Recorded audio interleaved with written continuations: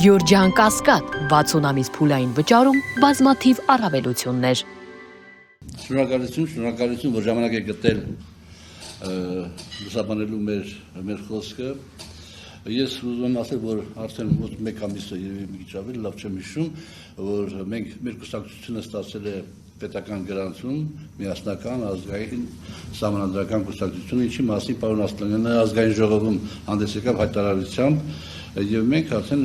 կարող ենք մասնակցել ընտրություններին, կարող ենք չմասնակցել, կախված մեր կոչված տրամադրություններից, ցանկություններից եւ հնարավորություններից, բայց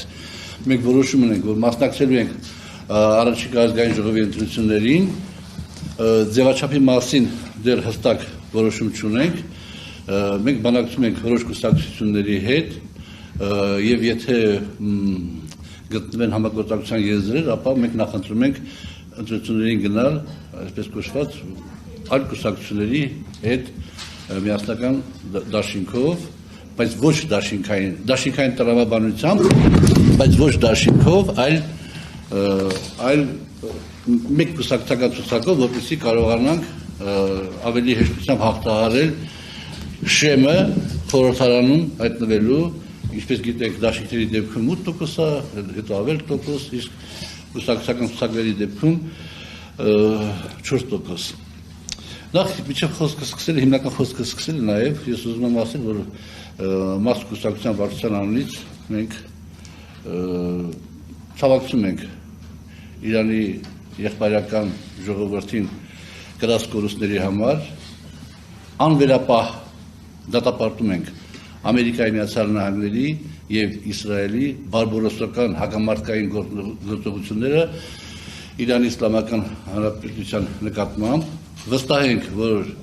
Իրանի Իսլամական եղբայրական եւ հերոսական ժողովուրդը պատվով դուրս կգա այս արհավիրքից։ Այնուհետև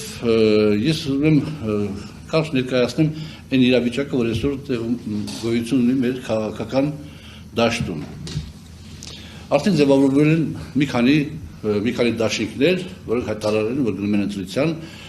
եւ դա շատ լավ է, որ ձևավորվել են եւ զգացում են նաեւ, որ որոշ դաշինքների մոտ հենց այն տրամաբանությունն է գործում, որ գնան կուսակցական ցուցակներով, որպեսզի հաղթահարության գործակիցը ավելի բարձր լինի։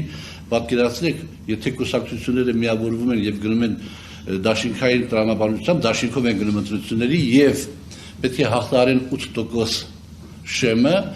եւ այնպես է ստացվում, որ իրենք հավաքում են 7.9% ձայն, այսինքն չեն հաղթահարում 8% շեմը, բայց իրենք գործում են ընդդիմադիր դաշտում։ Հետեւաբար 7.9%-ից ամենակիչը 4.5%-ը կգնա իշխող քաղաքական ուժին, որպես փոշիացված տարբերակ։ Իսկ երբ որ դու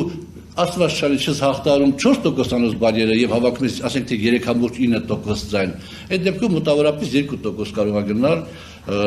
իշխանական, այսպես կոչված ձայների պաշարին, ինչը շատ անցանկալի է։ Հետեւաբար այդ տրամաբանությունը փառքացու բոլոր ընդդիմադիր կուսակցությունները լավ պատկերացնում են եւ այդ ձևով են առաջնորդվում։